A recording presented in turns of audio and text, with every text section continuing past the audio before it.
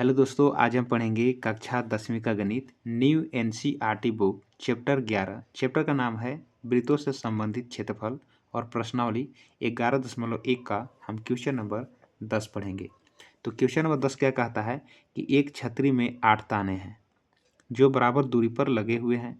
देखिए आकृति 11.10। यहाँ पर देखिए जो आकृति है ना, यही है 11.10। छतरी को 45 सेंटीमीटर त्रिज्या वाला एक सपाट वृत्त बनाते हुए इसकी दो क्रमागत तानों के बीच का क्षेत्रफल ज्ञात कीजिए। ये आपका प्रश्न है। तो शुरू से अंत तक वीडियो में बने रहिए। यदि आपको वीडियो अच्छा लगता है तो एक लाइक कर दीजिए और चैनल पर पहली बार जुड़े हैं तो चैनल को सब्सक्राइब कर लीजिए और बेल आइकन को प्रेस कर लीजिए, जिससे क्या होगा कि समय समय पर आपको नोटिफिकेशन मिलते रहेगा। तो चलिए क्वेश्चन को बनाते हैं, क्वेश्चन नंबर 10 को। पहले लिख लेते हैं कि क्या क्या इसमें दिया हुआ है। ठीक है, तो यहाँ पर लिख लेते हैं क्वेश्चन नंबर 10। यहाँ पर दिया हुआ है कि देखिए छतरी को 45 सेंटीमीटर त्रिज्या वाले एक सपाट वृत्त बनाते हुए, यानी जो त्रिज्या जो ये वाला जो दिया हुआ है ये प्रत्येक कितना है 45 सेंटीमीटर। ठीक है, तो यहाँ पर लिखेंगे त्रिज्या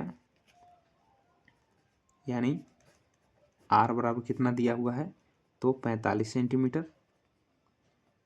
ठीक है, तो आपको लिख लेना कि दिया है कि त्रिज्या आर बराबर 45 सेंटीमीटर है। ठीक है, अब देखिए ये कहता है कि दो क्रमागत तानों के बीच का क्षेत्रफल ज्ञात कीजिए।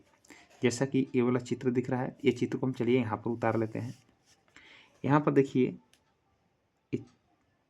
यहाँ पर 8 ताने हैं, जैसे देखिए गिन के दिखा दे रहे हैं 1 2 3 4 5 6 7 8 ताने लगे हुए हैं और प्रत्येक का जो त्रिज्या है ये 45 सेंटीमीटर है, क्योंकि एक केंद्र से सभी वृत्त में सटे हुए हैं तो सबका त्रिज्या बराबर होंगे।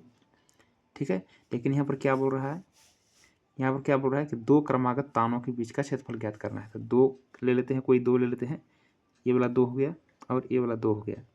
ठीक है, मान के चलिए ये दोनों के बीच का हमको कोण अगर पता होता तो त्रिज्यखंड का क्षेत्रफल हमें निकाल लेना है। तो ये जो आकृति जो दिख रहा है ये किस आकार का है, ये त्रिज्यखंड का आकार का है। इसको हम लिख सकते हैं त्रिज्या खंड का आकार है।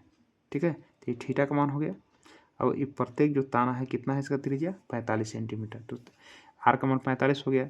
अब देखिए थीटा का मान निकाल लेते हैं, यानी कोण का मान निकाल लेते हैं। ठीक है, तो जैसा कि जानते हैं कि वृत्त के केंद्र पर 360 डिग्री का कोण बनता है, तो लिखेंगे यहाँ पर कोण यानी थीटा बराबर, तो टोटल 360 डिग्री कोण बनता है तो लिखेंगे 360 डिग्री बटे इसमें कितने हैं तो 8 हैं, 1 2 3 4 5 6 7 8, तो हम 8 से भाग लगा देंगे।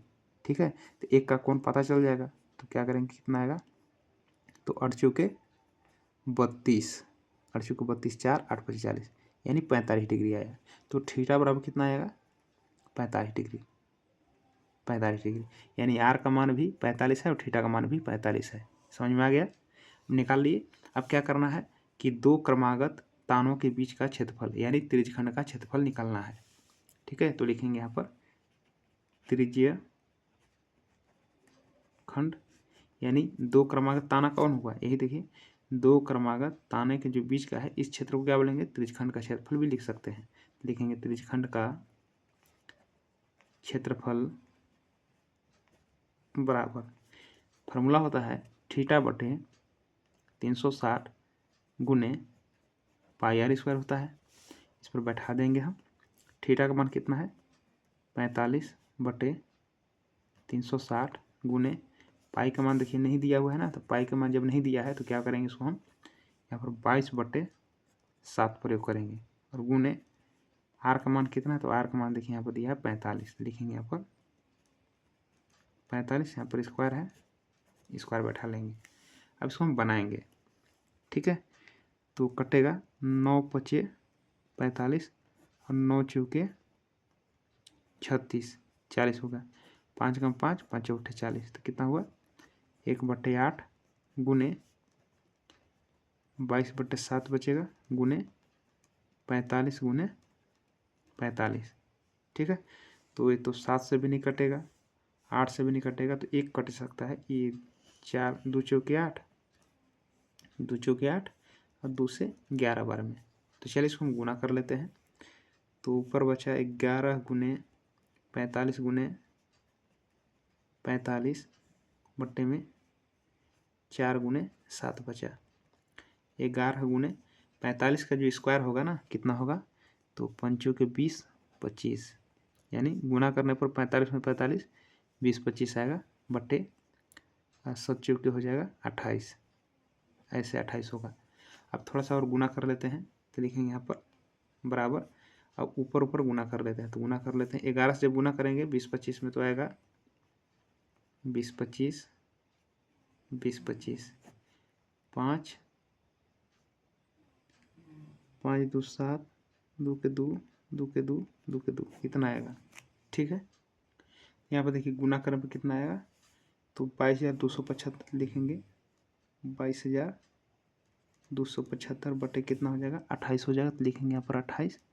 और जब इसमें भाग लगाएंगे तो आएगा 795.53 लगभग आएगा। अब लिख देते हैं यहाँ पर सेंटीमीटर स्क्वायर आंसर। ठीक है, तो आपको किताब में इतना ही दिया है, चाहिएगा तो इसको काट के और कटेगा ही। ठीक है, आगे नहीं काटे हैं तो लगभग आएगा 795.53 सेंटीमीटर स्क्वायर। इस प्रकार से क्वेश्चन बहुत ही आसान था। ठीक है, केवल आपको समझना था।